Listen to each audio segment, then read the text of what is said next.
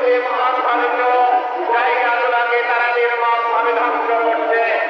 আমরা প্রধানমন্ত্রীদেরকে নির্মমভাবে হত্যা করছে। বিশ্ব বিবেক এই ইহুদি চক্র যারা ব্যবসা বাণিজ্য করছে, শুধু বাংলাদেশ নয়, গোটা বিশ্বে ইসরায়েলের সকল কর্মী আপনারা ভেঙেছে।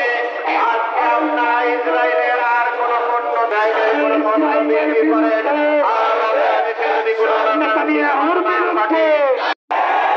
এই দেহের রক্ত সমস্ত রাজনৈতিক দলকে যারা আমাদের রক্ত নিয়ে কথা বলতে দ্বিধাবোধ করে, যারা ফিলিস্তিনের স্বাধীনতা সার্বভৌমত্ব